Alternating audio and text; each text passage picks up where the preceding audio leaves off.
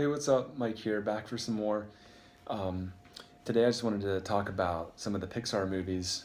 Um, once you start drinking ayahuasca, and then you kind of like opens up your eyes and you start seeing things in a new light. And I watched Toy Story with my daughter, my wife. It's my daughter's first time seeing the movie.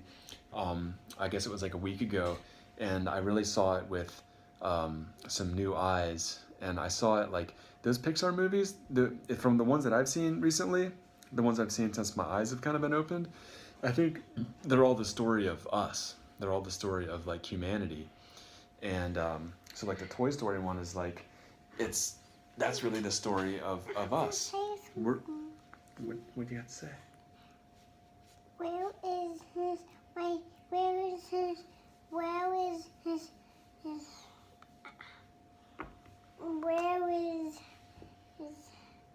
scooter? He's right here somewhere. Will you try to find him? I can't.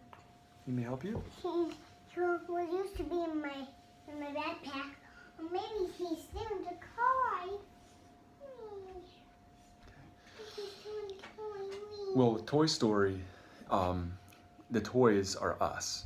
So that's like when Buzz Lightyear, like he thought he was the real Buzz Lightyear, and then he came to the sobering and kind of depressing realization that he wasn't actually Buzz Lightyear that he would see on like television. Like he was just a toy, like basically a piece of plastic that represented the real Buzz Lightyear, but the real Buzz Lightyear is just a figment of the imagination anyway. It's just a fantasy. But he thought he was that, only to come to the realization that he was just a toy.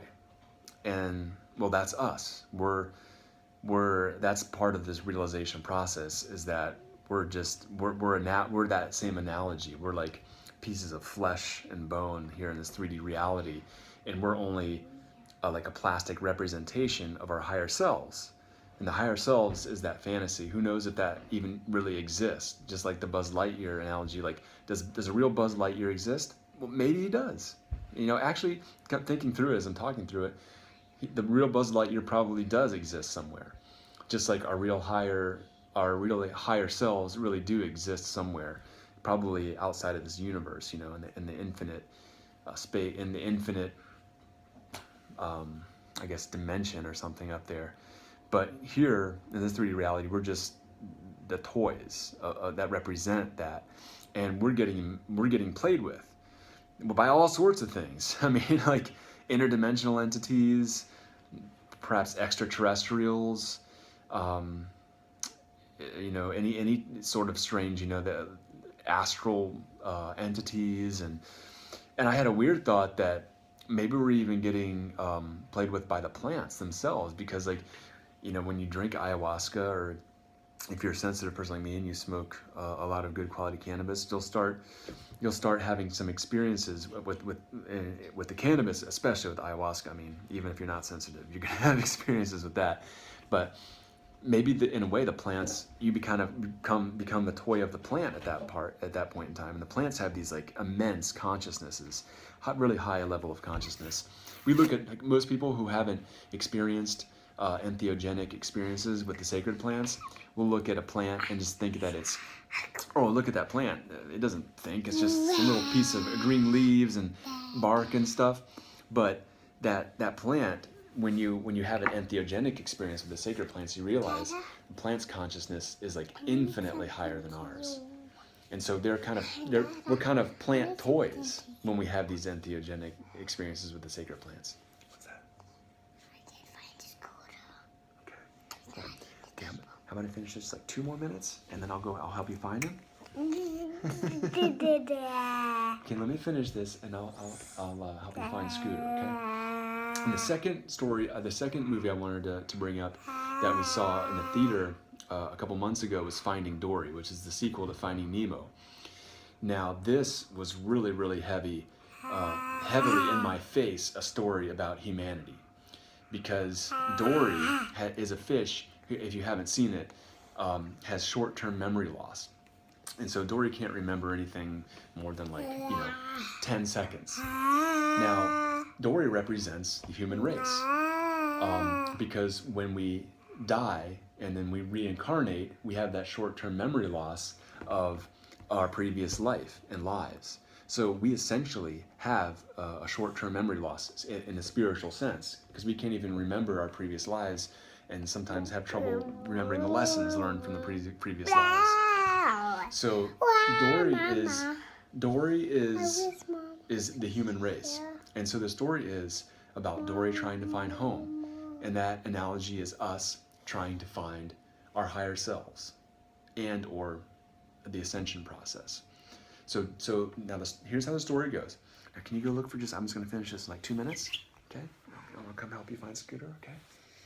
Now the story goes that Dory is trying to find home, and she can't do it by conventional means, like using logic, like we're trained to do, like using our brains, like, making every decision based on logical, make a pro and con list and, do the mathematical equations and figure out what the right decision is and how to get to point A to point B to point C to point D to point E. Now, Dory, she has to use serendipity to find home. So what she does is, she's completely inane, and she has this dream of finding home, but it actually works because she believes it can work, and she grabs a hold of the most powerful force, which is serendipity, which just brings her, and she goes from step A to step G to step L to step R to step Z, and she jumps over all those logical steps because serendipity bends space and time and allows her to get to that next step. And so what she does is she eventually does find her way home, and she finds her parents, and home and her parents represent her higher self, like as our parents would be like our higher selves, and that's what we're doing. Now on her way, she runs into a migration of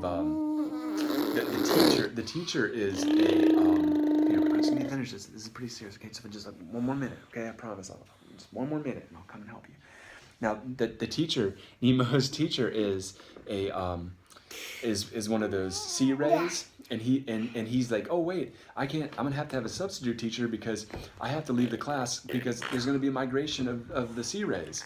And so the manta rays, whatever they're called, those things, with the long, and they're flying along. There's a huge school of them, and they're singing this song. They sound like angels. They're like, we're going home. We know who we are. We follow our hearts. We're going home.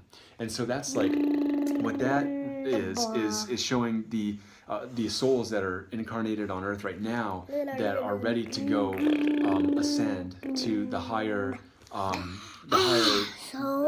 levels of reality, like going up from, people say we're going to go from 3D to 5D. Maybe it's going to happen here. Maybe it's not actually we're not actually going to leave this place and go to 5D, but more like bringing 5D here with us. I think that's more how it's happening. But anyway, so these huge school of manta, you see them all, they know who they are, they're following their heart, and they're going home, and they're completely confident, and they sound like just angels, like they're just going. So that's this group of people here that we're figuring out really who we are, that we're just, this 3D reality version of us is the plastic toy, but the authentic version of us is that real higher self that is existing up on the higher dimensions, and ultimately outside of this entire universe. And ultimately, we're just a part of everything anyway, the source. So to finish this off, Dora does find home, and here, I'm almost done. Can you please just be quiet for just like 1 minute? Can you just play by yourself? I'm almost done. So Dora eventually finds home, and it turns out that her parents were leaving seashells. All like the home is here, and there's seashells going in every direction, the paths lead home. And they always told her when she was a child, follow the seashells and you'll find your way home. So the seashells, what those are synchronicities. And so basically, if you're on a spiritual path and you are getting closer to your higher self, you're getting more in touch with that higher self. Every single time you experience a synchronicity, that's a seashell left by your higher self. And this reality to show you, to let you know you're getting closer on your way home. So this is okay. What do you have to say? I just can't find him, and I told you I'm almost done. I'm gonna help you in just a minute. So that's basically it. And to finally conclude it, see, these Pixar movies are just telling us the story of what's really going on because they have to tell you. You know, they have to tell you what's going on, and it's like if you have the eyes to see it, you get it. And finally, so Dora finally finds her parents. She finally makes it home, and then eventually she brings her parents back to where she was living with Nemo and Marvin and the other characters. And so she actually doesn't ascend into this other dimension. The parents are there and they just kind of live kind of happily ever after. And the closing scene is when she's out and she looks at this huge, vast, open area of the water, and she's just looking out. It's kind of like, you know, it would be an analogy of looking out at the Grand Canyon or just this huge expanse. And she's just like, I did it. And so that's kind of where we're at, is that the idea is when you ascend, or when you get in touch with your higher self to like such a close degree, like some of these people are out there now, like Seven Bomar is an example of that. I mean, that guy, like, he is like so tight with his higher self. It's like crazy, because the things that he brings out, it's just like channeling from like a higher dimension.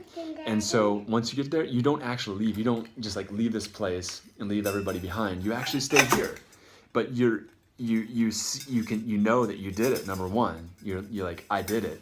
But you also you see things. You just look out in this huge expanse, and you're seeing things from such a higher level. Daddy, I have So- to see something.